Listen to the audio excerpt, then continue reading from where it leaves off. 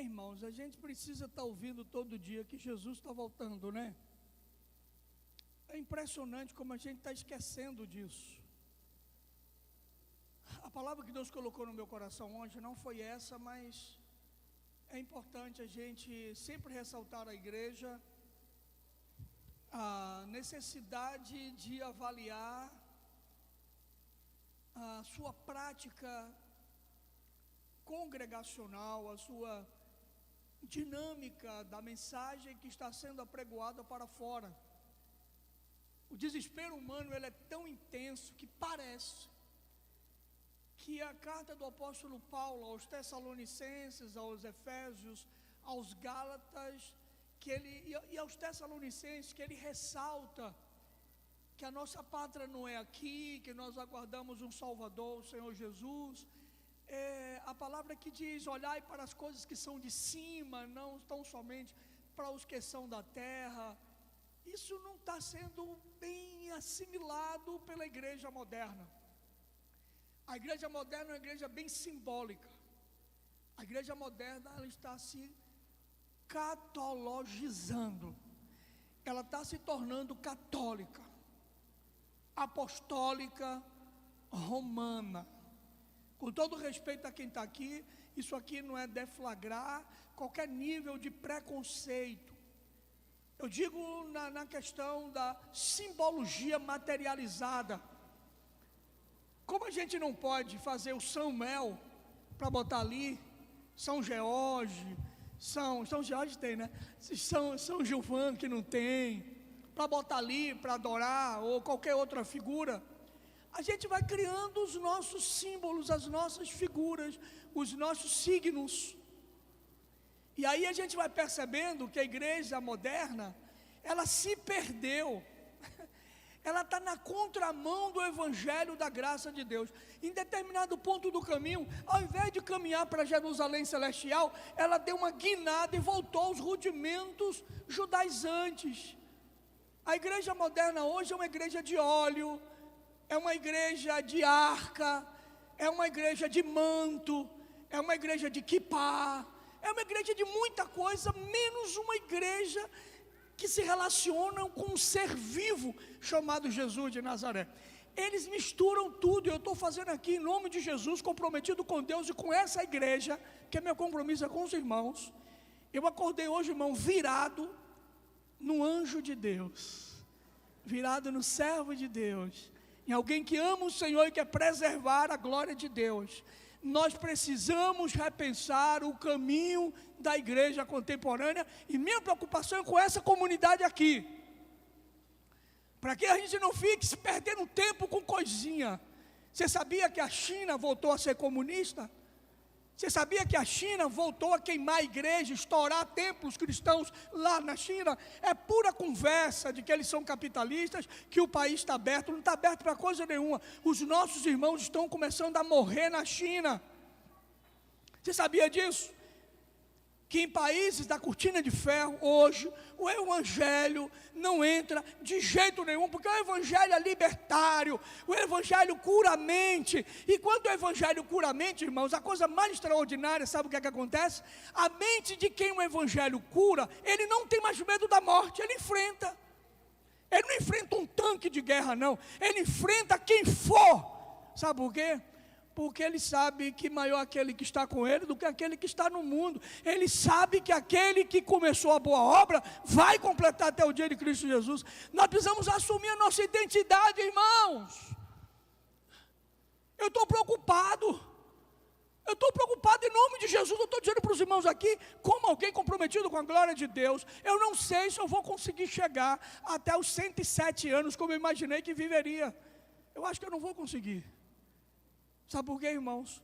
Porque a gente está perdendo o rumo. A Bíblia diz que Deus está preparando um povo para ir para Jerusalém celestial. E enquanto vai, Ele vai ter que pregar o Evangelho a todas as nações. Mas a igreja se voltou para o umbigo dela. A igreja se voltou para o umbigo dela. Ela se voltou para as suas necessidades, para as suas carências afetivas. Até a inologia que a gente ouve hoje é: eu queria estar nos teus braços, me abraça, papai. Ô papai, muito infantil, é muito criancinha. tinha, não amadureceu. Ei, deixa eu dar uma palavra para você em nome de Jesus. Não volte aos rudimentos anteriores. Cresça. Vamos crescer, irmãos. Hoje tem muitos bebês na fé que já deveria estar dando comida a gente. Essa palavra eu vou dar de noite também, viu? Porque eu sei que os irmãos estão aqui nessa manhã, são aqueles que são comprometidos mesmo, que recebem pancada mesmo. Mas isso aqui não é pancada não, isso aqui é amor de Deus sobre a vida da gente, para mudar o rumo da nossa história. Irmão, não se preocupe com o que comer e com o que beber. Busca o reino de Deus e a sua justiça, e todas as coisas serão acrescentadas. É palavra de Deus. Essa palavra não volta vazia, irmão. Isso é palavra de Deus. Você quer fazer campanha? Faça a campanha, mas faça a campanha para você sair dali santo, consciente do seu pecado, da graça de Deus, empoderado pela cruz de Jesus e no poder do Evangelho. Viver o Evangelho da maneira mais plena. Se é com dinheiro, vive o Evangelho. Se é sem dinheiro, vive o Evangelho. Se é comendo, vive o Evangelho. Se é sem comer, vive o Evangelho. Se é são e saudável no corpo, vive o Evangelho. Se for doente, vive o Evangelho. A igreja ficou pequena, a igreja brasileira está descendo, está ficando nanica. Às vezes a gente como pastor tem medo de falar essas coisas, com medo de perder irmãos para algumas igrejas egressas que estão sendo formadas aí em cima de membros de outras comunidades, porque não tem poder de Deus para convencer o homem da salvação em Jesus, então sai pescando nas igrejas. Eu queria, em nome de Jesus, ser como alguns pastores, déspotas, tiranos, de proibir os irmãos de ir em igrejas que têm esse tipo de proposta. Mas você é livre. Sabe por que você é livre? Porque um dia um grupo de pessoas chegou para Jesus e disse: o seu discurso está muito duro, você está falando coisas que a galera está indo embora. Nós tínhamos quase 5.000 discípulos, você começou a falar agora, está no Evangelho de João, você começou a pregar agora, e as pessoas estão tudo te deixando, porque o discurso agora não ficou mais caramelizado, o discurso agora não é mais cura, o discurso agora não é mais multiplicação de pães, o discurso agora é comer ele, é se alimentar dele, é assumir a identidade dele, se for para morrer ou para viver. E o povo estava caindo fora, dizendo: não é isso que a gente quer não. E aí vem Pedro e diz para ele: e aí? Estão todos te deixando, o povo está te abandonando, o seu discurso ficou esquizofrênico, você está meio louco, estão todos te deixando. E aí nós aprendemos algo que é profundo, que quem é discípulo se liga nessa palavra. Quem é discípulo já marcou isso na alma, já tem isso como marca. E vocês não querem ir também? Vão! Segue eles! E Pedro levanta e faz uma declaração profunda. Se você lembrar, repete em nome de Jesus. 1, 2, 3... Para onde iremos nós, se só tu tens palavra? Só tu tens palavra. Nós não estamos nem aí se alguma coisa acontece por meio de você, mas você tem palavra, e na palavra de Deus todas as coisas são criadas, porque quem não tem palavra e está criando alguma coisa sem a palavra de Deus não é de Deus. Mas quem tem palavra de Deus, sempre essa palavra vai criar algo na sua vida que não existe. Mas se você se apegar à palavra, é a palavra, não tem outra coisa, é a palavra. Paulo diz: cuidado para vocês não voltarem aos rudimentos anteriores, de guardar dias, de usar costumes, de não pode comer, de não pode tocar. Cuidado, porque as pessoas que trazem essas coisas, eles são inimigos da cruz de Cristo. Me perdoe. Como diz o apóstolo Paulo, 2 Coríntios capítulo 11, 1, me perdoe na minha insensatez. Me perdoe na minha insensatez, na minha loucura. Mas eu vou dizer algo aqui para os irmãos, que às vezes é um elemento que precisa ser trabalhado. Eu sei que muitos de nós estamos passando dificuldades financeiras, dificuldades emocionais. Tem uma agenda que vem antes, às vezes, das necessidades mais pessoais. Mas eu nunca vi um tempo tão ruim para aqueles que têm condição de sustentar o reino de Deus com os seus dízimos e ofertas, e não fazem por uma questão de não serem constrangidos na alma, a serem envolvidos com o reino de Deus, e nem compreender que tudo que tem são, e tudo aquilo que já foi depositado na sua vida, proveio de Deus. Eu não quero falar para os irmãos, eu estou aqui há 20 anos, e eu nunca cheguei aqui nesse lugar para falar de dízimo, ou para constranger qualquer um dos irmãos. Mas sua igreja é honesta. Essa igreja não deve um centavo em lugar nenhum de comércio nessa cidade. Os nossos encargos não estão devendo. Nós temos mais de 20 funcionários aqui, não é isso, Davi? Mais de 20 funcionários. Nós devemos um salário de funcionários, mas encargos sociais não se deve nada. Você pensa que é fácil? Você nunca perguntou se a conta de energia está paga? Você nunca viu o Coelba vir cortar a energia daqui porque não está paga? Sabe por quê? Porque você não se envolve com essas questões. Eu também não me envolvo, eu só quero ver o negócio funcionando. Mas eu quero dar uma palavra para os irmãos nessa manhã. Sabe o que é isso aqui? Sabe o que é isso aqui? Isso aqui é uma área de 55 mil metros quadrados que Deus nos deu, que Deus está dando para essa igreja. 55 mil metros quadrados, 5 hectares e meia, aonde Deus vai ali fundamentar, se for para o louvor da glória dele, um dos maiores complexos de desenvolvimento espiritual da região, quiçá da Bahia. Não é isso aqui para a gente sair em jornal não, porque não vai ter jornal nem câmera, não vai entrar. A gente não vai ser entrevistado, porque isso é para a glória de Deus. A gente não vai querer que ninguém venha dizer, a maior igreja. Não, a maior igreja quem mede é Deus. E a maior igreja não é numérica. São homens e mulheres, discípulos de Jesus, que não tem medo de assumir a sua fé e que vivem o evangelho da forma mais plena para a glória de Deus. Uma pergunta, quanto é que você deu para isso aqui acontecer? Eu vou lhe dizer aqui agora, você ainda não deu um centavo. Isso aqui veio por meio de uma pessoa, que Deus tem nos dado. Eu não sei como Deus está fazendo isso. Nos abençoou emprestando um valor sem tempo para pagar. E nós vamos pagar. A outra parte foi nossa, da igreja, no sentido de uma irmã não pede para ser identificada, tem nos ajudado mensalmente com um valor muito pomposo e que está nos ajudando a pagar essa terra. Mas agora a gente vai precisar de você. Já precisar de você, do seu trabalho, da sua mão de obra, do dinheiro. A Bíblia diz, não invista o seu dinheiro naquilo que não é comida e nem bebida. Você não vai aqui agora achar em mim nenhuma palavra que lhe diga, dê, porque Deus vai te dar 100 vezes mais. Não vai achar, porque Deus já te deu 100 vezes mais e você não devolve o que é de Deus. Você sabe disso que eu estou dizendo. Eu olho para a minha vida e minha mulher testemunha que está aqui. Nós, quando casamos, não tínhamos um centavo furado. Éramos pobrezinhos. Ganhávamos dinheiro da igreja, salário. A igreja não pagava, mas e ela trabalhava.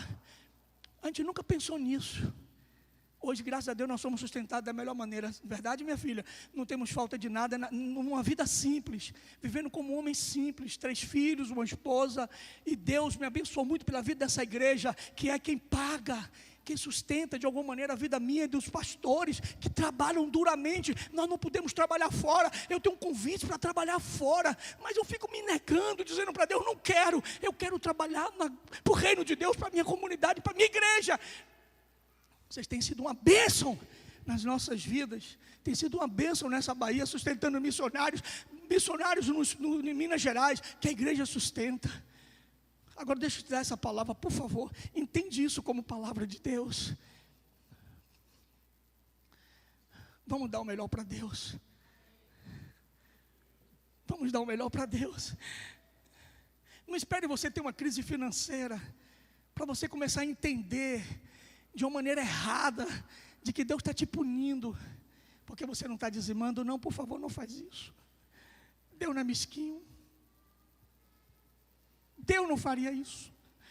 Porque você não está dizimando, Deus vai tirar de você, matar seu filho, acabar com sua vida. Não, não faz isso não. Deus jamais faria isso. Agora, quem morre com essas questões somos nós. Quando sabemos que não tínhamos, que nunca fomos, e que Deus nos deu todas as coisas, e em ter nos dado todas as coisas, a palavra nos adverte que devemos tirar uma parte e devolver para Ele, para que a obra do ministério não pare. E a gente às vezes resiste isso. Quero parar de falar de dinheiro, porque esse discurso é um discurso que você vê todo dia na televisão. Os caras vendendo lenço, os caras vendendo travesseiro, vendendo água mineral. E todo mundo compra aquela aguinha. Essa água aqui paga? Os vagabundinhos na televisão. Isso aqui paga essa água? Não, a água não paga não. Mas quando tu entra ali, a entrada é mais cara do que a água. Porque tu vai ser constrangido até o final. Começando com uma bênção com 5.000.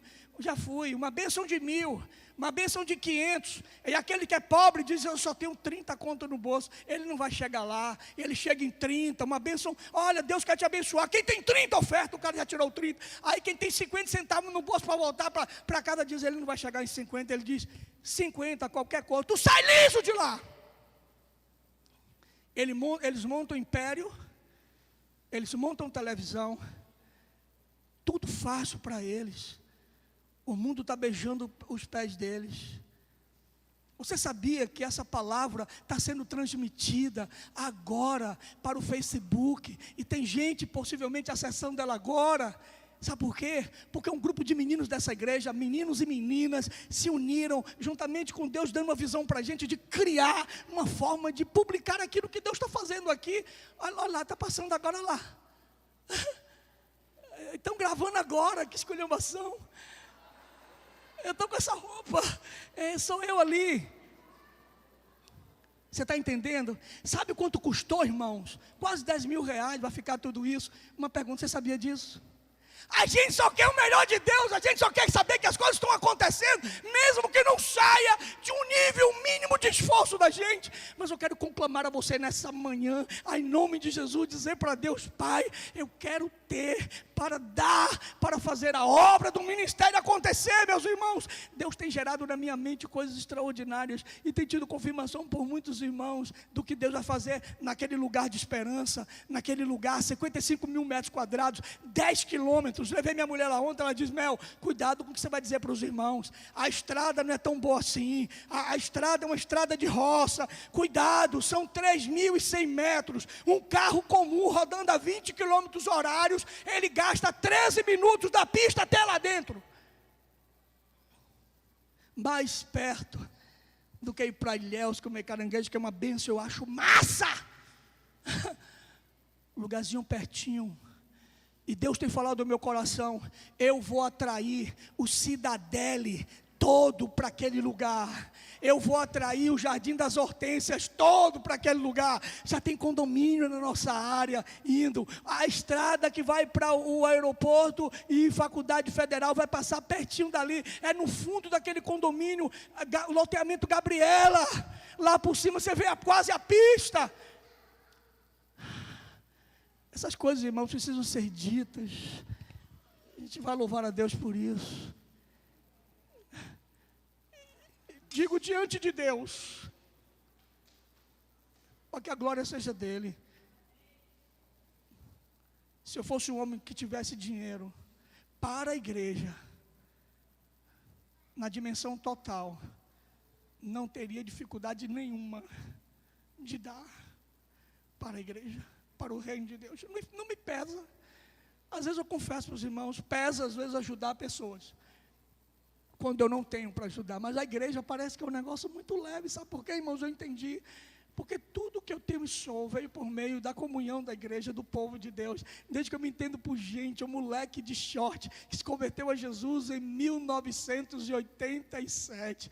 De lá para cá, irmãos, eu só tenho sido abençoado por Deus. Se eu sou o que eu sou pela graça de Deus e pela bênção de participar de uma igreja, de fazer parte de uma comunhão. Eu sou muito abençoado em viver com os irmãos. O que eu quero dizer com tudo isso, meus irmãos? Fizemos uma feira de ministérios. Se envolva. Pastor Mel, eu fiz um investimento novo agora, eu preciso tirar o dinheiro que eu empreguei. Eu diria, você vai tirar o dinheiro que você empregou sem precisar fazer esforço. Pastor, isso é coisa de vagabundo. Não é! Existem coisas que Deus faz com a gente no íntimo, na experiência pessoal, que você jamais vai entender, eu jamais vou dizer também. Mas quando Isaías diz que não existe um Deus semelhante a Ele, nunca se ouviu falar na terra de um Deus que trabalha para aqueles que nele espera. Você pode dizer, isso é coisa de vagabundo. Um Deus que trabalha para aquele que está esperando nele. Ele não está falando para um Deus que o indivíduo fica sentado, regalado, em berço esplêndido, dizendo, Deus, e aí, libera, libera. Não! Ele está dizendo, se você está esperando em Deus, Ele está trabalhando por você. E daqui a pouquinho, você vai ver o resultado disso na sua vida. E se você for honesto, você já viu o resultado disso na sua vida, para a glória de Deus. Eu não vim para dar essa palavra nessa manhã, mas Deus falou no meu coração que essa é a palavra. Sabe por quê, irmãos? E aí eu acho que esse texto que eu escolhi nessa manhã para pregar, eu quero só trazer à memória Efésios capítulo 2, versículo 10, e eu quero encerrar essa minha palavra.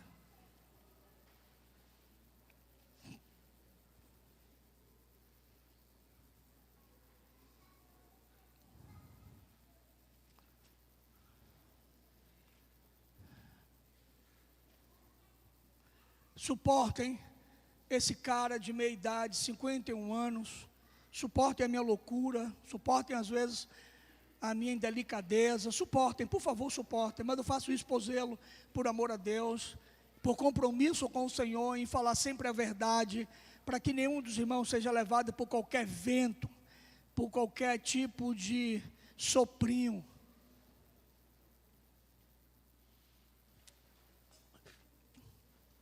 Essa é a palavra que fecha aquilo que o Senhor trouxe nessa manhã. Efésios 2:10.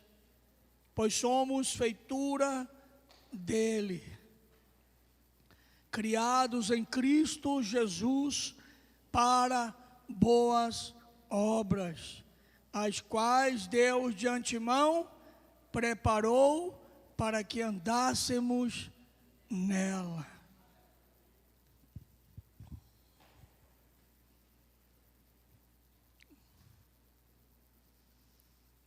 Você sabe qual é a diferença de um profeta na Bíblia Sagrada de um profeta moderno? São muitas. Mas se usarmos pelo menos 2 profetas como referencial de ministério profético, em relação aos profetas modernos e contemporâneos, é que os profetas que a Bíblia revela com o chamado de profecia, eles eram homens que falavam pouco e mostravam mais. E eram homens que quando falavam, não falavam, mas era Deus falando. E quando eles diziam, assim diz o Senhor, oh, irmão, não precisa nem perguntar quando é que vai ser, pode esperar que vai acontecer, porque assim diz o Senhor. Os profetas modernos dizem, sabe como? Eis que te digo, o Senhor me disse. Profeta que é monitorado pelo Espírito de Deus, ele diz, assim diz o Senhor, e não eu digo. Profeta, ele mostra mais obras do que palavras. Profeta não lucra com as suas profecias. Pelo contrário, as profecias lhe condenam, lhe denunciam, até que elas não se cumpram, eles não têm respeito nenhum. Profetas, eles não operam milagres. Oh, irmãos, quando eu olho para João Batista, que Jesus olhando para ele diz: está vendo João? Dos nascidos de mulher não tem ninguém igual, mas o menor no reino de Deus é maior do que João. Quando o evangelista olha para esse homem que diz que é grande, dito pelo próprio Cristo, e falou que João não operou um milagre sequer, eu fico pensando, meu Deus, esse camarada não foi um bom profeta, não foi um bom pastor. É por isso que eu me alegro, irmãos.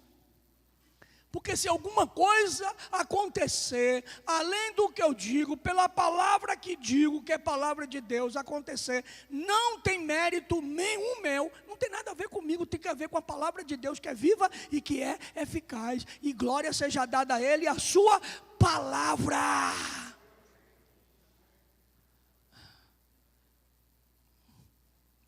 João Batista não era sustentado por igreja nenhuma, ele não comia nem um pão da preposição, por isso que ele comia mel silvestre e gafanhoto, que ele era uma denúncia de que ele, como filho de sacerdote, devia estar lá no sinédrio, no templo, comendo o pão da preposição, que era uma preposição para os sacerdotes. Mas ele disse: não, eu não vou comer, ninguém deixa eu comer o pão, então eu vou comer mel e vou comer gafanhoto.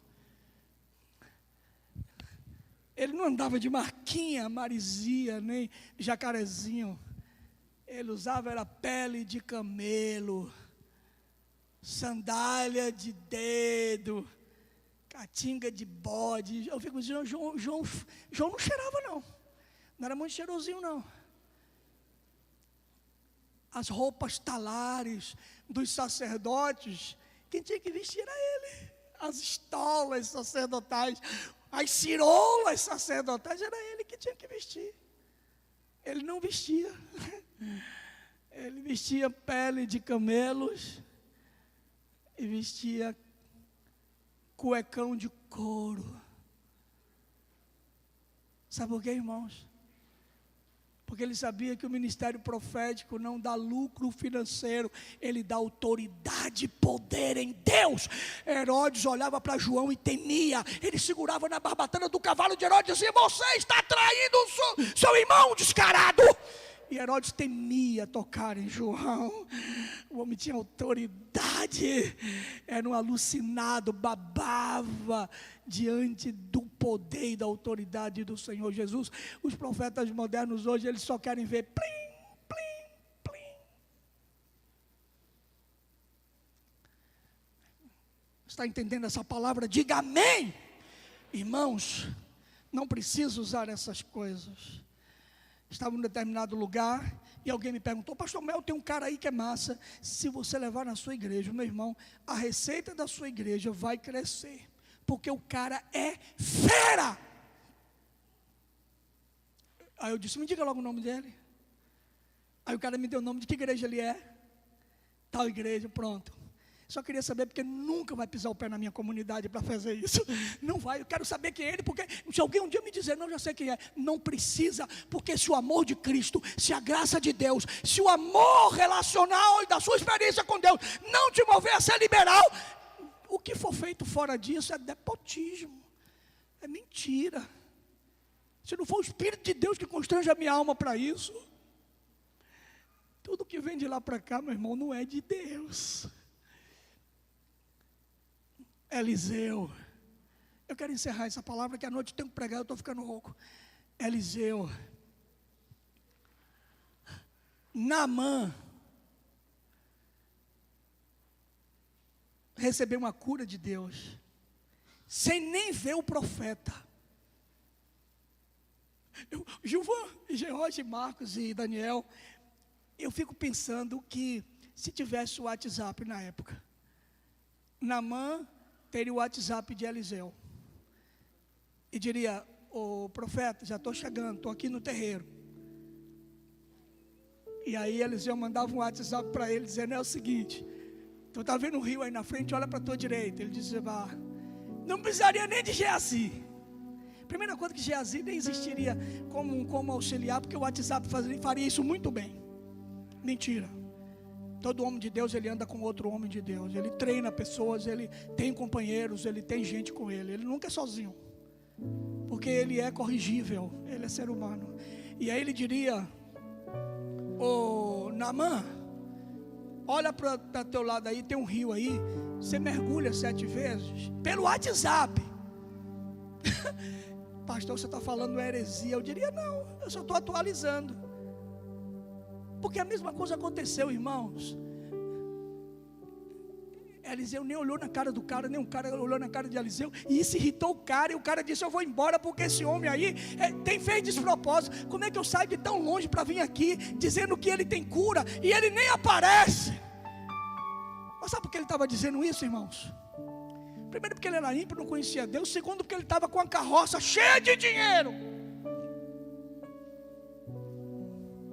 Ele estava com a carroça cheia de dinheiro. E quem está cheio de dinheiro é ousado, viu, Gilvan? Quem tem dinheiro é ousado. Ele diz: por que não vem aqui me dar essa palavra? Não, vou embora. Embora. Tem rio lá, e se for para banhar, um banho por lá. E vai embora. O camaradinha que estava com ele, que é uma espécie de um discípulo, disse: papai, o cara pediu para você descer na água, papai. Tu rodou tanto, meu pai. Me chamou de pai. Desce, rapaz, que besteira é essa? Não perde tempo não. Mas eu não olhei nem na cara do profeta, ele nem apareceu. Será que esse cara existe mesmo? Ou foi alguém que disse lá de dentro? Será que nem um placebo? Ele disse: não, rapaz, o nome do homem é Eliseu. Disse que é Eliseu. Pode ir, a palavra dele é que Deus vai fazer alguma coisa com você. Desce. E ele desceu. Depois que desceu 7 vezes, o milagre aconteceu. Diga amém. A lepra dele desapareceu. E ele ficou tão grato, mas tão grato a Deus e a Eliseu, sem nem conhecer. Ele disse: diga para o profeta que eu estou deixando uma oferta aqui para ele.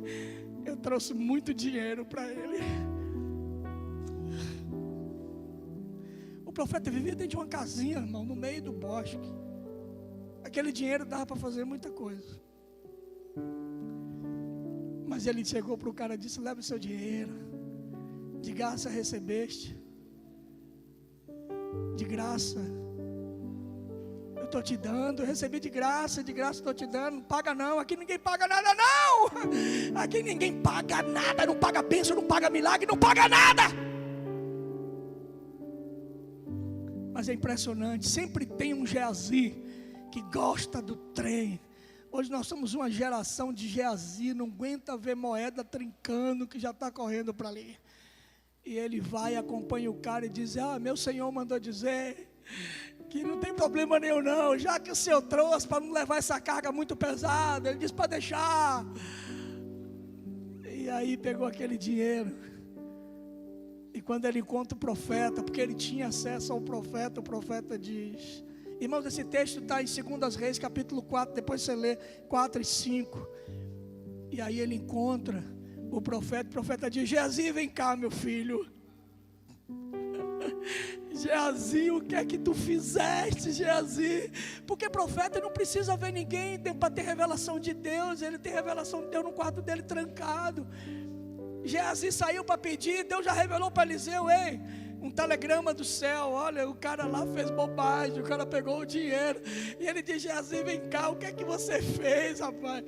Você sabe que eu tinha dito que não queria nada, que aqui não se paga nada, porque o teu coração se encheu de ganância, de ambição.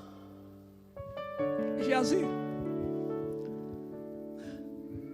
a doença de Naamã, cara, não era uma doença.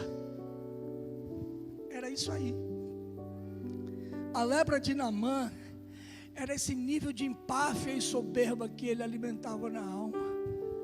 E ele foi curado e você não. Então, se você não foi curado, aquilo que era dele agora é seu, juntamente com as moedas. E você agora vai pagar. E aí, a Bíblia diz que Geazi herdou a lepra de Naamã. Profeta que é profeta, irmãos. Homem e mulher de Deus. Claro.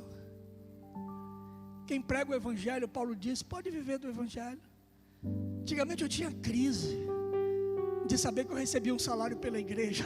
Tinha uma crise que eu dizia, meu Deus, eu vou trabalhar fora, eu não aguento mais, eu não quero que ninguém me compre, porque... Mas um dia a maturidade chegou e Deus disse para mim, filho, você prega o Evangelho, viva dele, não se faça pesado para ninguém. Se um dia perceber que não podem, abra mão e vá cuidar da sua casa, mas não deixe de pregar o Evangelho. Eu quero parar com essa palavra nessa noite, nessa manhã, porque fica parecendo que eu estou delegando em causa própria, mas eu quero dar para os irmãos, em nome de Jesus, a oportunidade de viver o Evangelho da forma mais simples possível, crendo num Deus que é vivo e que faz da nossa vida o que Ele quiser. Se Ele der, Ele é Deus. Se não der, Ele é Deus. Se curar, é Deus. Se não curar, é Deus. Se fizer, é Deus. Se não fizer, é Deus. Isso, só isso. Não vamos voltar a outro evangelho mais fácil, que não é evangelho. É evangelho com letra minúscula. O evangelho com letra maiúscula. O evangelho maiúsculo é o evangelho da cruz de Jesus, da renúncia. Se alguém quiser vir após mim, negue-se a si mesmo, tome cada dia a sua cruz e siga-me. Eu quero muito que meus filhos vão para a faculdade. Eu quero muito que meus filhos deem certo na vida. Eu quero muito que minha família brilhe para a glória de Deus. Eu quero muito que eles casem com pessoas cristãs que amem e temam ao Senhor. Eu quero que eles um dia tenham recursos financeiros para manter a sua casa e o reino de Deus. Mas antes de qualquer coisa, eu quero que meus filhos sejam cheios do poder de Deus, que temam a Deus, que amem a Deus, que vivam para Deus, que morram para Deus se for preciso. Nós temos uma geração que não se sacrifica pelo Evangelho, que é o sacrifício dos outros para viver deles. E nós não somos esses, e nunca seremos esses. Mas essa igreja está sendo chamada nessa manhã para fazer diferença nessa cidade, por meio dos ministérios, por meio do teu chamado, por meio do teu dom, porque somos feitura de Deus, criados em Cristo Jesus para operar boas obras. Vamos fazer isso para a glória de Deus. Fica de pé e vamos orar em nome de Jesus.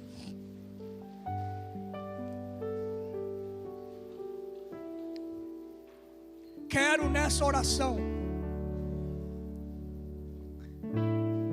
incluir a consagração daquele lugar, simbolicamente por meio dessa chave. Essa chave é a chave da porteirinha e a chave da casinha que tem lá. Essa semana nós vamos lá. Vou levar um grupo para a gente começar a roçagem. O arquiteto vai lá para fazer o projeto. Estamos só começando. Daqui mais algum tempo a gente vai estar cultuando lá manhã e noite, uma vez por mês. Piscina, lugar de lazer, restaurante, campo de futebol para os nossos filhos curtirem, pista de caminhada, lugar de retiro, de oração, de intercessão, uma torre de 24 horas de oração por dia. Quem quiser orar vai para lá.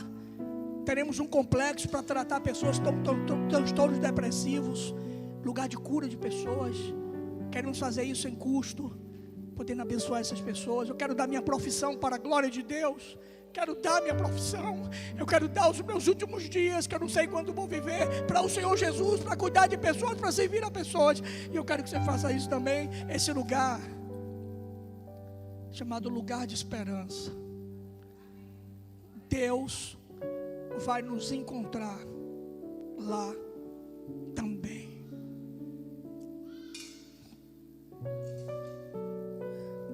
Quero que nós oremos por Cabral, Nosso irmão Cabralzinho está passando por um processo de câncer, descobriu a semana passada, e hoje pela manhã teve uma crise de AVC, e está esperando um lugar no CTI. Quero honrar a vida desse homem aqui dentro. Nesse tempo que eu estou aqui, um dos pastores que mais me ajudou foi o irmão Cabral. Foi alguém parceiro, que cuidou de mim, que orou por mim, que enfrentamos muitas dificuldades juntos, e ele sempre com a palavra pacificadora. Há 30 dias atrás eu chamei ele e falei: Cabral, eu quero honrar você diante da comunidade, eu preciso fazer isso, antes que você morra ou eu morra.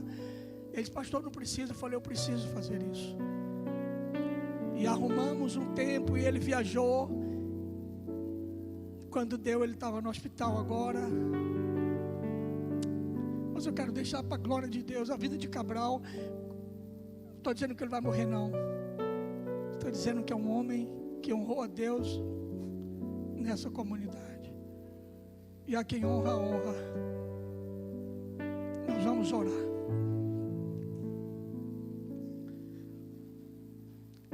Nós te louvamos, Deus, porque a glória e a honra é tua. Tem misericórdia de mim, sou um pecador. Careço da tua graça, careço da tua misericórdia, careço da tua bondade, careço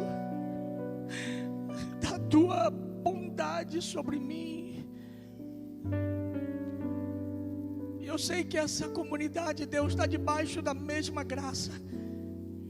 Renova as nossas forças e o nosso desejo de dar para o Senhor o melhor de nós.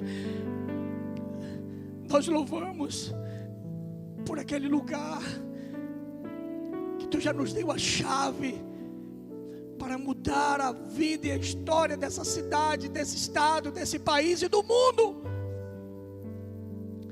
Queremos que ali seja um lugar de treinamento de missionários, homens e mulheres que serão lançados para o mundo. Queremos que seja um lugar de lazer, de descanso, de cultuar a tua presença, um lugar de cura para aqueles que estão enfermos na alma, um lugar de libertação para aqueles que são cativos do diabo, um lugar de repouso sabático. Nós pedimos a tua bênção sobre Cabral agora, Senhor. Tu és o Deus da vida dele, Tu és o Senhor que tem garantido o sopro de vida àquele homem. Eu te peço que nesse momento a tua mão de poder e graça esteja sobre ele, ou para curar, Senhor, porque jamais ele continuará enfermo, quer para a vida, quer para a morte. Ele vai receber do Senhor a cura. A vida da irmã Ló nesse momento, Deus, dá a graça dela estar sendo consolada da dor nesse momento em relação ao seu marido e aos seus filhos. Obrigado por essa manhã. Nos ensina a tua palavra. Nós queremos a tua palavra. Queremos amar a tua palavra, viver na tua palavra, falar da tua palavra, ouvir a tua palavra, nos mover na tua palavra. É só a tua palavra que nos basta, Senhor. Nós queremos guardar no nosso coração para que a gente não peque contra o Senhor. Seja a tua bênção sobre nós. Em nome de Jesus, amém, amém. Se assenta.